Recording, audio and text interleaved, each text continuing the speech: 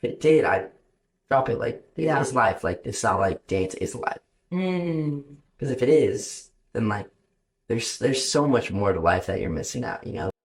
In this never-ending game of life, victories and defeats define our existence in a cycle of ups and of downs. Brace yourself for a journey beyond the ordinary as we dive into the heart of humanity. I am Jenna Galloway, your host and fellow collegiate athlete. Join me on the relentless pursuit of unraveling the untold stories of athletes, exploring the depths of their triumphs, and discovering where they channel the glory that transcends both the game they play and the very essence of life itself. Welcome to the Glory Beyond the Game podcast. Hello, and welcome back to the Glory Beyond the Game podcast. I'm Jenna Galloway, your host, and today I'm here with Sam Fun. Sam. Thank you so much for joining us today. Sam I actually met during Welcome Week here at USC. Really funny story. Him and two other friends were actually playing spike ball, and I was like, looks like they need a fourth. Yeah, we did. Yeah, so I ended up joining, and it was just really fun. Immediately after conversation, talking to Sam, who's just really impressive. He does dance here, the Kaufman School of Dance. Is that correct? Yes, Kaufman, yeah. Yeah, and then you have an emphasis in, is it in contemporary, or is that how you say it? Yeah, or contemporary, yeah. Yeah. Focusing contemporary. Yeah, Focus on contemporary for sure. So really just really impressed immediately off the bat with Sam. Also with like just his understanding of commitment, hard work, what it means to try to go to that next level for something. And so I think that was just something that I really connected with in Sam, and we're gonna dive a little bit deeper today in this episode. But yeah, to start off, let's get a little bit to know where Sam's from. You know, I know you said you're from Iowa. You moved to Miami for dance. You got recruited, and then now you're here at USC. So why don't you dive into that story? Tell us a little bit more about your origin, your background. Well, my whole family is like we are originally from Iowa. We all are from like a small town like Moulton, Iowa. Mm-hmm. I wasn't born there, but like my mom and her sisters, there's four sisters. It's crazy. Four sisters. Yeah, but then they all moved. Except actually one moved to like Myrtle Beach, and then all the rest of them still live in like Des Moines, Iowa. Gotcha. That's where I grew up. And then grew up there. It's an amazing place to grow up, I'm not gonna lie. Great place. Great place. Great place to be. Then got recruited, you know, it was like, oh, Miami, Florida, that's like a really big deal. And I was like, I kind of want to do it. And then me and my mom picked up, moved to Miami, Florida, mid semester. Like I finished my first semester, like sixth grade, and then like was in Miami second semester, like in January. Yeah. So that was pretty crazy. Then after that, kind of just 6 years later, I auditioned for USC, and then I'm here. That's amazing. Yeah. So yeah, sixth grade. That's pretty young. Yeah, very. Yeah. So go back a little bit. Sixth grade, you started dance. Yeah. So explain just a little bit more. What was that like? You know, you started, and then how did you? What even is recruited? You said you got a scholarship. Like what? Yeah. Even, explain a little bit more. Well, like, okay, to be honest, I wasn't really that good of a dancer. Like, Okay. back in Iowa, like, I don't know. He definitely saw I had work ethic. Like, Yeah. my teacher, Victor Smalley, he was just like, he was really good at seeing people who worked hard, like, work ethic. And, like, honestly, all you need in, like, anything in life is, like, work ethic. Like, anyone can be good at anything as long as they have, like, the right mindset, right? Yeah. So, I grew up playing, like, tons of sports, and I was really serious. Like, I didn't, like, it wasn't like, oh, like, school ended at 3 and I went home and, like, chilled and, like, ate some Doritos or something. Like, Ate some Doritos. no, like, school ended at 3 and I was at swim practice and Right. swim practice. I was at baseball and the raft and baseball. I was at dance, and then I'd come home. Then I might eat a little bit of Doritos and I go to sleep at like 10:30 and then like restart. Right. So like I was always, and I was also just like I could never be bad at something. So like I would always be like, if when I was at those practices, I don't care if I was tired. Like I was giving my 110% effort all the time. Always. So like I might not been the best at dance, but he was just like holding a master class, and I just gave my all because I was around some really good dancers in the area, and I was like, I gotta bring my best game, you know, like even if it's not the best in there, it has to be my best. And then I think he saw that, and like he gravitated towards that and was like, I would love for you to come train in my studio. Like you'll dance for free, and you'll become an amazing dancer. Wow. Wait, so was he visiting Yeah, your, he was your dance studio? Is yeah, that he was what? like doing like a master class, which I've done a couple of those like in New York City, and they're just like great ways to like see dancers in like other areas. So a master class is explain this. It's like a studio usually a master class happens also when it's like a teacher like a studio brings in a teacher to like set choreography on their studio, Okay. and they're like, oh, can you also just teach like a master class on the side to like make like it'll also be like a way for them to make money because like people like master classes are open to anyone, not just that studio's dancers. Oh, So like anyone in the area can can come. come. So like I didn't go to that studio when Victor held his master class. Got I went it. to a different studio, but they were just like holding it, and I was like, oh, I'd love to go. So you saw it and you're like, I need to go. I need to go, yeah. So it's just a way for like you just like teach a combo and like we all learn it and go in groups and like hopefully like I don't know like the end goal is like just get experience. Yeah. Obviously with that Yeah. choreographer. Awesome. So then you went to Miami and you know, day in, day out, and you were Yeah. doing dance. Is that right? Yeah, like 10:30 a.m. to like 9:30 p.m. every day. Well, not Really? Monday through Thursday, and then we'd have like competitions Friday, Saturday, Sunday. Okay. Wow. Yeah, And that so was like, intense. what did school look like with that whole situation? Well, like everyone's schooling situation was different personally, like Okay. in the program, but like for me, it was definitely like way more intense because my whole family's educators, so there was definitely like a pressure of like you got to do good in school, Really? and it was like if you don't keep your grades up, like you'll move back to Iowa because like Dang. my aunt's a professor, my other aunt's a high school teacher, my grandma was a principal, No way. and No, you're not kidding. my other aunt works for Iowa, like she like works for a college too, like they Yeah. are related to education except my mom, Dang. which is kind of funny, but yeah. That is funny. But she's really sure because she was like valedictorian in her class. Like she was really smart. She is smart. Yeah. Not really. She was. She was not Yeah, anymore. She is. But so they were really strict on like schooling. So like I was always like doing school. Like I would wake up I think like 7 every day, Yeah. and I would do school from 7 to like 9:30. Yeah, and then I'd go to dance obviously, and then sometimes like we get a break from like 2:30 to 5:30. When I first moved, I had like a break during that time actually because I wasn't like, working because that time's like set for like privates like teaching. Yeah. With Victor, and obviously like years like a couple of years in, I became like a teacher and like people would book privates with me. But Yeah. before I would use that time to do school. Got it. So yeah, that's and like honestly, like, if you think like when you went to high school, like you're not really like you're probably doing school for like what, like 5 to 6 hours a day. Yeah. I was Not very probably long. doing school like 3.5 hours a day. Got it. But on the weekends, I was grinding, like grinding. Dang. We used to call it Focus Fridays. Focus right. It's So I would- locked in. Yeah, I would have to start school at 8 a.m. and I couldn't stop till 6. Dang. And that would just getting all my assignments done for the week. Yeah. So really, I mean, your lifestyle once you moved to Miami, it sounds like there's a lot of pressure, a lot Yeah. of packed days. A lot of pressure. That's Yeah. for sure. Yeah, and you've learned to deal with it, and obviously Yeah, here at USC, sounds like you like it. Oh, yeah. So we'll unpack that a little bit later. But Okay. to back up for our audience, let's break down. I know I have a little bit background in dance, just a little bit. You know, I understand. Yeah, I heard you saying that. Yeah, I heard just you saying that. a few styles of used to do hip hop or ballet, but from you, dancer, obviously here, Yeah. it's your art. Tell us, from a naive perspective, like what is dance? Like break it down for us, like truly, like your art, like what is dance? If you could simply explain it. Well, like my perception of this question has changed like so much since I got here because like USC like definitely focuses on how dance has begun in like true beginnings. Yeah. Because there's so much appropriation in the dance world, like it's crazy. But like what is dance is the question, right? Yes.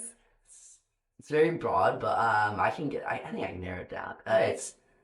It's just like honestly what dance really is what you do at like a party.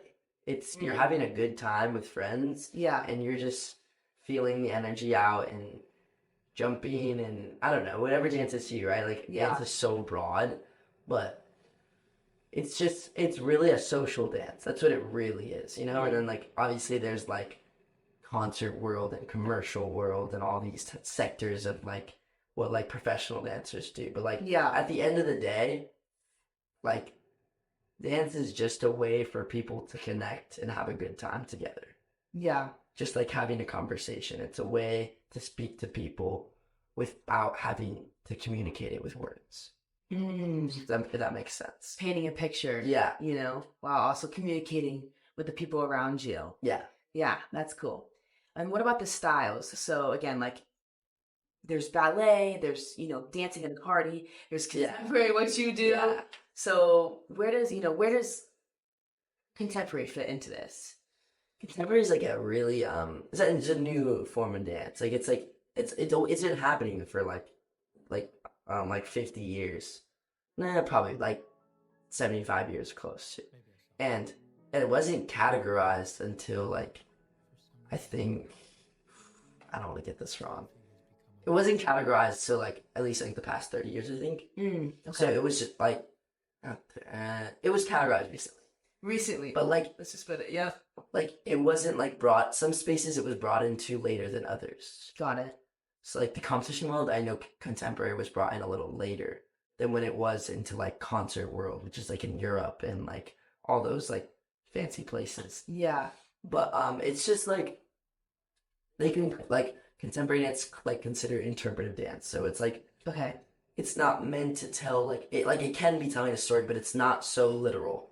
If that makes sense. It's not like I don't know, like I've been shocked. Like it's like really like not as I don't know how to explain it. It's just very interpretive dance. Yeah, it's literally what it is. You do something and like it's up for interpretation of the audience to take it how they feel. So that's what kind of makes it really special. Because like sometimes it'll be a 45-minute piece. Yeah. And everyone walking out that space will feel differently. Yeah. After when it's done. The audience gets to have a different experience from person to person. Yeah. So it's really all about like what that person brings to the space before they watch this piece. You know, like what are their past experiences and how will that affect how they watch this piece. Right. And how they experience it. Right. So growing up, you did different styles, I'm assuming? Or? Yeah, I still do. I still train in all styles, but I definitely like focus in contemporary. Okay, gotcha. And so do you think that because of this interpretation, because of this different, you know, realization of what it means to you from person to person, do you think that's why contemporary is your favorite? Or is there a reason contemporary is, you know, one you've put at the top of the list of styles that you like? Or I think personally, like, I love like all styles. Like they're all like really close, honestly. Yeah. Except like maybe like tap because I'm not good at it yet. Like if I was good at it, I might enjoy it more. Yeah. But like, it's like I don't know. I think I really like contemporary just because it's like it feels good on the body. If that makes sense. Yeah. Sometimes like other styles. Well, honestly, sometimes like some people's like interpretation of contemporary, like their moves, might not feel the best on the body, and that's not really my cup of tea. But obviously, I still do it. I'm young, you know. I have to be able to do everything. Right. Right. Yeah. But I definitely just like the freedom in contemporary because it's less confined. Like everyone can have their own like style of contemporary, if that makes sense. Yeah. Got it. It's really a complex style of dance. Yeah. It really is. It's so hard to like get into like the nitty gritty because it's like it's so new and everyone's interpretation of contemporary is different. I see. Yeah. Compared to ballet. Yeah, but like everyone will have pretty close to the same. Well, not the same, but like it's like all in the same like I don't know. It's all in the same like area code, you know, like if that makes sense. Like in contemporary, there might be someone that's like completely different, and they might be just like doing like screaming on stage, and it's contemporary dance. Okay, like, it's so broad. It's so broad. It's really hard to narrow down. And like ballet, it's like it's going on for like centuries, like not like hundreds of years. Yeah. So it's like no centuries. Yeah, hold up. But it's just like it's been around. Yeah, it's been around for a long time, and there's like a really strong base to how it started Right. and who started it. You know, Mm-mm. If you could explain ballet in a sentence or two. I could try. um, Let's hear it. Let's hear it.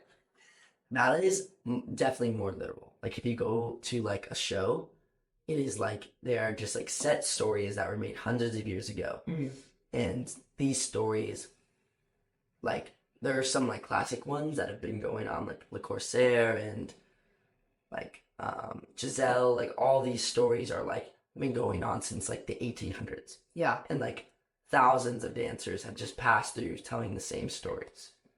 But like in Europe, it doesn't get old. It's just like this is beautiful. This is like Always will be. this is always this is what's Yeah. right.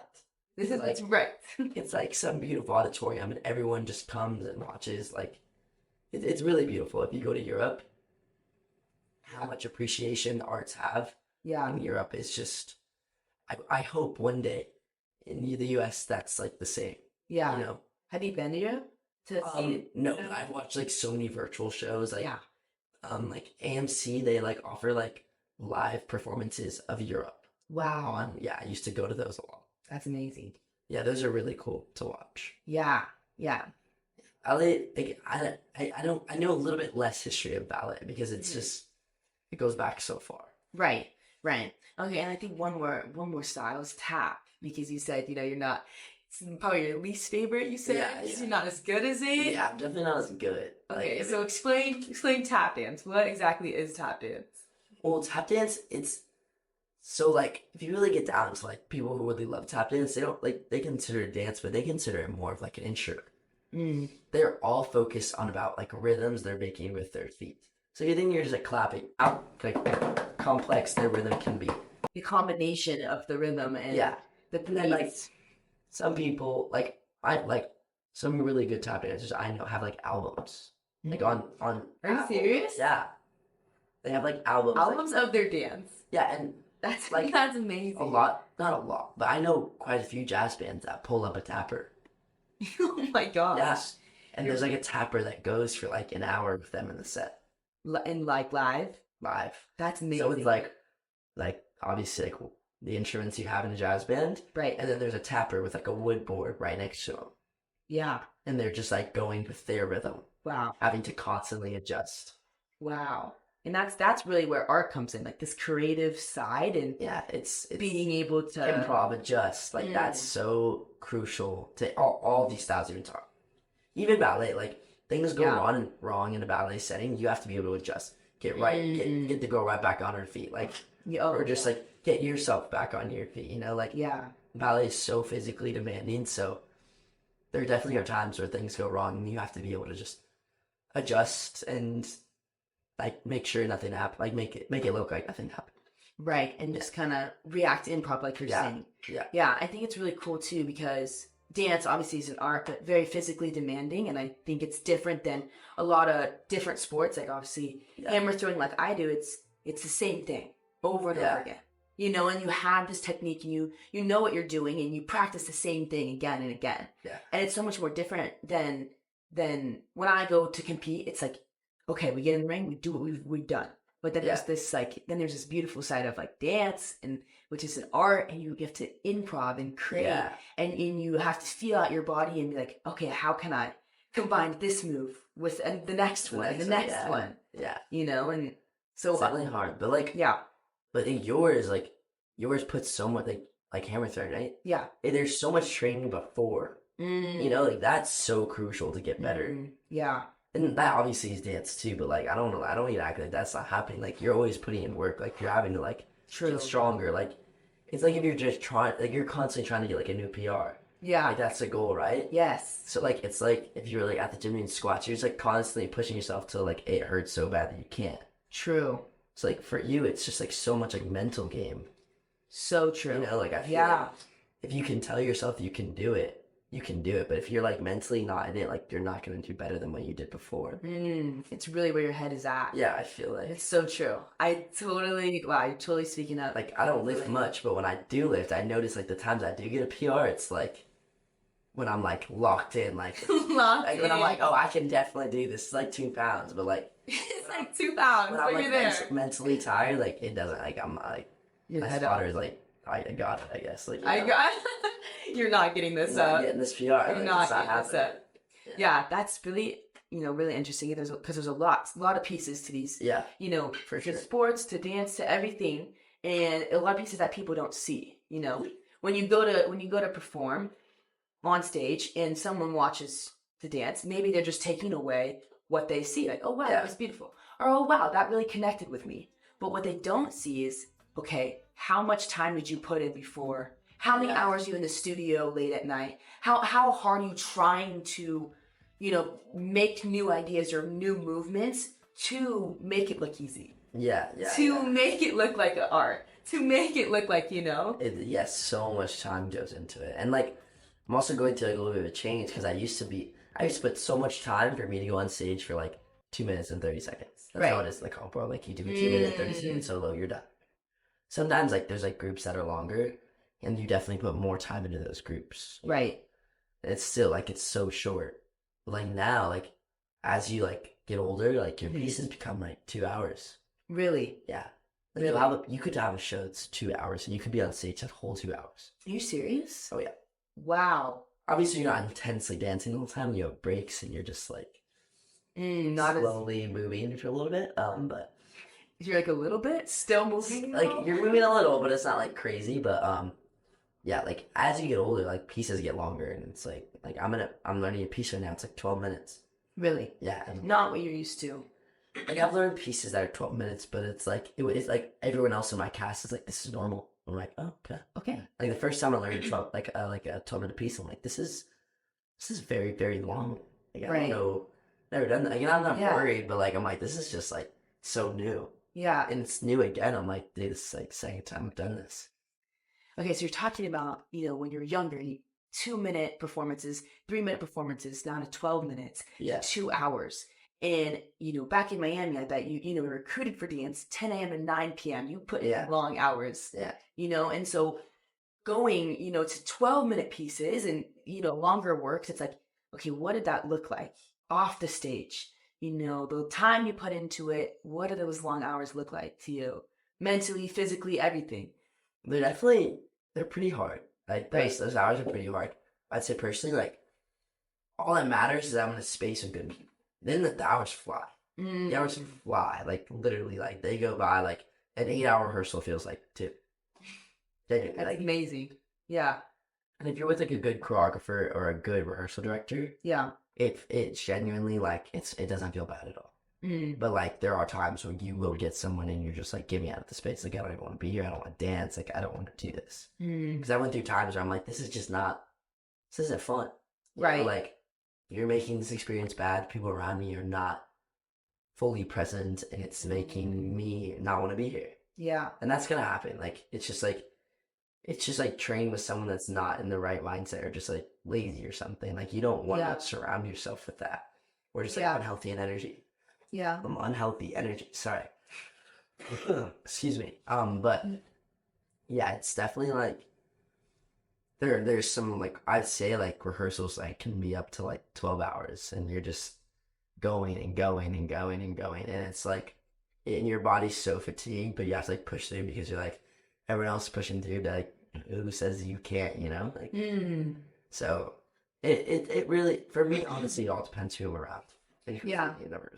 Yeah, and do you think that you've learned that over time, being in Miami, an intense student, now USC? Yeah. Yeah, like, I'm not gonna like, lie. Like sometimes I'd be in a rehearsal in Miami. I'm like, dude, I feel like I've been here for like 4 days, and it's like a 2-hour rehearsal. Are you serious? Like it's like it's not even good. It's just like sometimes I'm doing the dance I quite not enjoy the most, or it's just like it can be anything, but that's not all my like obviously I have like some great rehearsals in Miami. I had thousands of like rehearsals in Miami. Like most I'd say like 90% were good, but there were some where I'm just like, get me out of here. Right. Well, if it's 100%, that wouldn't be right. Yeah, like it wouldn't. That's just not what happens. Right. Exactly. But here, I would say like it. I feel like everyone's really cautious of like everyone's energy and like really like cautious of what they're bringing to the space. More so than Miami. Maybe a little, yeah. Yeah. I would say they're like some people in Miami who definitely are very, like, they're so aware. But also, like, then again, like, in Miami, I'm also with, like, 14, 15-year-olds. Like, I'm dancing with them. And, like, like, I'm so aware that, like, when I was 14, 15-year-old, sometimes I was being completely annoying to other people, like, Yeah. they're like, what is this kid doing? Like, he's not locked in. He's not locked in. Like, and, like, I have, like, understanding of that. Like, like, they're growing up. They're still, like, finding their way. Like, finding what they want to be in a rehearsal space. So, like, I would never give them crap for it, but I'll sit in time and be like, this is, like, a drag, like, a little bit. Yeah. But, like the first time I got here, I was a drag to some seniors because my rehearsal process was so much different than theirs. So it's different. Like it's a learning curve. Like in like a way, like I'm so used to like in the comp world, like in a process where like let's say let's say Crawford like is working with a set of dancers in a piece, and like the other set of dancers like, oh, like we're not working with you. Yeah. And in competition setting, most of the time, usually you'll be asked to leave the room and just like chill. Here, that's not the case. Not the case at all. No. You have to be standing up. Honestly, sometimes you probably should just be learning what they're learning just to learn it. Just to learn it. Just to learn be it. there. Just to be there. Extra moves, yeah. Or just going over your own stuff. Like, not a second waste. There's no, like, unless they give you a 5. If they give you a 5, then you can sit down, check your phone, do whatever you want. Right. But, like, I feel like those breaks used to feel like a 5, like, back in the competition world. Here, they're not. Those are not breaks. Those are just times to workshop your own work. Right. And, like, find out what you're doing. Right. And figure out, like, how you can make it better. So I think that was a big learning adjustment. But, like, thankfully, I've been surrounded by some really brilliant dancers. Yeah. Like seniors and upperclassmen who have like taught me like, Phil, this is what you should do. Like, right. I feel like I've definitely gotten better about that stuff. Yeah. Do you think that like mentally you're at a different and better place now, even 8 months being here and just learning? Oh yeah, for sure. Like you learn so much, and it's really like great to be around like other experience and like well nourished dancers. Yeah. What do you think is one takeaway you've had from having these upperclassmen helping you and pushing you to the next level? I know you came in, you're obviously, man, you're really committed and really striving for this next level. You obviously shot to come here to USC, the next level. Yeah. Now you're here. What's one of the takeaways you've had, even in this 8 months of being here? Honestly, like, it's kind of like taking care of your body and taking care of people in this, like, if in this space. That makes sense. Like, yeah, if you're sick, genuinely, like we're adults. Right. Like I'm also like I just turned 18. Like I'm trying to like still wrap my head around that. But like you like don't force yourself to do something because if you're gonna go and you're not there, you're not really there, you're not benefiting yourself or anyone in the space. Yeah. And I think that's like an idea that doesn't exist in the comp. It's like, oh, you're sick, push through. What do you mean? Yeah. Like and that's so like, well, I guess like obviously through that time it's like such a vulnerable place. Like that like when you're like 14, 15, 16, like those are the years like you are gonna prove like so much. Make or break. Like you need those years. Right. So if you're like obviously it's just like, oh, you have to be the CEO 24/7, like blah blah blah blah blah. Like if you're not working all the time, like you're not even getting better. And I think that is not the right mindset. And it's like a happy medium of like being too forgiving of yourself and like pushing yourself way too far. And I see people that push themselves way too far, and I see people who push themselves not enough. And I think I've been at both at times. So, and I'm still trying to find that like happy medium. Yeah. But I think it's so important to take care of yourself. Because if you don't take care of yourself, like dance is so physical. Like you can't move your body. Like your career's over. You're done. Like all this is for nothing. Yeah. And so it's trial and error really of figuring out what's your limits, figuring out how far you can go without, sacrificing too much. That takes a lot of discipline too. Yeah, it takes a lot of discipline. The other day, I, got sick for 3 days, and I was like, Oh, really? a little bit longer, but I missed like 3 practices or something. Mm. Mentally, I was not in the best position at all. And it's like, what do you're in this position, you can't do what you love to do. Yeah. And you want to, but that's also, it's like part of trying to be the next level, part of being the best, trying to be the best of what you're trying to do. And, you need to have this discipline to sit still. Like I can tell, 9 hours, like your long days, like you want to keep going, but it's this discipline, this vulnerability, like you're talking about, to sit still for a second. Yeah, just like take care of yourself. Yeah. It's really so important. Yeah. And I think once you get to this next level, you realize, okay, you're not 14 anymore. Yeah. You can't just get away with pushing yourself and then throwing your body like in like places where you shouldn't be throwing your body. Like, right. Like it's like you just have to take a second, Yeah. Just chill. Just chill a little Just bit chill more. for a second. And know when you need to turn on that like pedal to the metal. Right. Give your 100% and like be completely present. Yeah. If you're aware of when you need to do that, you will be perfectly fine. Yeah. I know you're also a choreographer. You started that in Miami, is that correct? Yeah.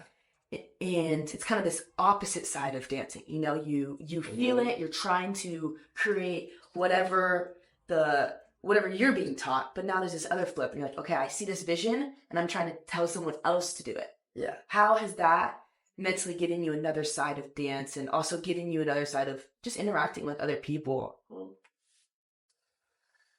I'm definitely still learning, like choreography is something that it's just so complex. Because it's like you're definitely like you're constantly influenced by like I've been influenced by so many choreographers and their dancing. Yeah. And I'm still trying to find like unintentionally I'm influenced by all these people in my choreography. Wow. But I really like it's something that comes with time. Yeah. And how you can find your most like authentic self in choreography. So it's a push. I'm not gonna find 18, but I can definitely strive for it. Yeah. Yeah. And I think it's still like my choreography, because it's still coming from me, but it's still a little influenced by some like little people. Not little people, but like people influence me like very step by step. Yeah. So it's like I definitely like because I've been choreographed since I'm 14. I definitely think I have I definitely have a voice in there in my choreography. Like it's not like it's not there. Right. But I'm still like I'd say it's like 80-20 right now. And I just want it to be like 100. So then it just like it's really a battle. Yeah. But choreography really is just like helping me with like understanding how to help. It helps honestly letting someone else like figure out how to do something helps me like know how to do it better. And like the more I teach someone something, the more I know how to like get them to be at that place faster because I just like know the key terms that like get them to like, oh, light bulb. Yeah. That's how you do it. Yeah. Like, oh, that sensation. Oh, I got it. Right. Yeah. So like the more I do it, the more like I feel like I can pinpoint what makes the dancer go, oh, now I know how to do it, Right. And it also helps you and next time you go in the studio, it helps me. Wow. It makes it like 10 times easier when I know how to explain it because I'm like, oh, wait, I just do this. You're like, oh, I can just listen to what I just said. Yeah. There you go. Like teach yourself almost. So yeah, it's honestly pretty cool. But yeah, it's still a journey, and also you're saying 80-20, it's this battle of being like, okay, I'm not there yet. Like, how can I keep learning every day? Yeah, it's like, how can I take from this person what I just learned? How can I be a coach and also get coached at the same time? Yeah. Mentally, I feel like that's such a battle. I don't know. Yeah, choreographing is, it's a battle. And I do it quite often, honestly. Like, I'm doing it a lot, like, since I've been here. Yeah. Well, yeah, like, more, like, I think back in Miami, I was doing, like, a lot of cleaning and making sure everyone's solo looked, like, the best it could be before it went on stage. Like, now I'm actually, like, I'm giving them the solos. So, like, I feel like, I don't know, I just want to give them the best I possibly can. Right. And, like, just, like, I just want them to look, like, amazing. Like, how I see, like, a dancer, Yeah. And so when you say you're creating solos, it means you're from scratch. You're just creating your own pieces. Yeah. That's amazing. That's really cool. So moving forward in your life, and obviously freshman still everything's brand new, but Yeah, for sure. do you see, moving forward past USC, do you see dance in your future? You doing dance, being a choreographer, anything beyond, once you graduate? Yeah, yeah. I would love, like, dancing wise, I Yeah. would love to, like, go on Broadway and go work in Europe and like concert dance. Like those two paths sound just like so beautiful to me, and Yeah. like it's like attracting me there. Yeah. It's hard to wait now, Right. but it's like I know like I will be like so much better if I just like wait it out. Especially since I graduated early. Mhm. Like I'm gonna be 21 when I graduate. Like Yeah. like I'm gonna be very young still. Yeah. Do you think that USC is setting you up for those two paths? Yeah, for sure. Like I'm already feel like I feel like most of my classes this year have been based to help me get to like the concert world. But next semester I hope to take like some singing classes and acting classes. Really just get the full, well-rounded, Yeah. Broadway ready. Triple threat. Triple threat. There we go. But yeah, that's like I would love to be able to do all those things. Yeah. Do you think looking at the seniors, like that is something you can see yourself being in the same position as them once you get there, or even for sure. Is there people that are doing the tracks or on the track to what you want to do? Oh yeah, a lot of people. Really? Yeah. It's not just like Kaufman is just so good. Like yeah, it's like a 5% acceptance rate to get into like the program, So it's it's amazing. like it's so prestigious and like handpicked. It's like there's like 1,000, like I don't know, 1,000, 2,000 kids audition every year, and they narrow it down to like 25. And that's why you picked USC. Yeah, and I only audition USC. Like, that's the only place I want to go. Because it's such. This is just so good. It's so good. And like honestly, like if I didn't like I wouldn't want to go anywhere else. So I only want to go here. Yeah. It's the best program. Best program. My opinion. Best everything. Okay, so to end this episode, let's just wrap it up really quick. Dance obviously means a lot to you. Yeah. There's a lot of parts to it, more than just what you see on stage, more than just the one piece. There's lots of hours, lots of things that go into it. But in dance, in your life, do you think that is there some sort of meaning that you've gotten from dance, or that you just something that keeps pushing you every day? Forget. I would say like personally for me, I just have to like kind of say this before I answer that question. I value like I think you might notice like I value like my own health before dance. And like if dance is just like truly making me feel unhappy, and it's just like making my life miserable, why would I do it? Thankfully I love dance and it doesn't make me feel that way, It's always there in your head. If it did, I'd drop it. Like it's life. Like it's not like dance is life. Because if it is, then like there's so much more to life that you're missing out. Like friends, family, like religion, like all these things like matter so much. And if I'm like dance becomes for all these, like my priorities are extremely out of whack. So true. So I think what drives me every day is just making sure like at the end of my dance career, or just whatever career I go on,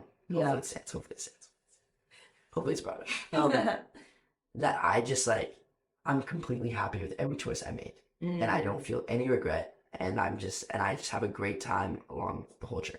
Yeah. That's honestly what like motivates me. Just make sure I don't regret anything I do. Do you think dance has taught you that? Yeah. And it's more the people around me that taught me that throughout dance. Dance really has some special people in the dance world that just like, they're great mentors and like just have taught me so much. Yeah, that's amazing. There's always so much more than what you see, so much more than your craft, your sport, whatever you do. And that's really what this podcast is about, is opening that up, seeing what's behind the scenes, behind the curtains, behind whatever stage or platform you're on. And so I think there's just so much more to it. So Sam, thank you so much for being with us today. Really just truly showing us what's behind the scenes just a little bit, diving deeper. Yeah, just a little bit. I wish you the best of luck. Thank you too. Thank you. I hope, Broadway, Europe, whatever your future holds, that's going to be amazing. Thank you. So thank you again for joining us. And thank you everyone. Thank you everyone for listening today. We will see you next time on the Glorya Beyond the Game podcast. Yes, see you guys later. Bye.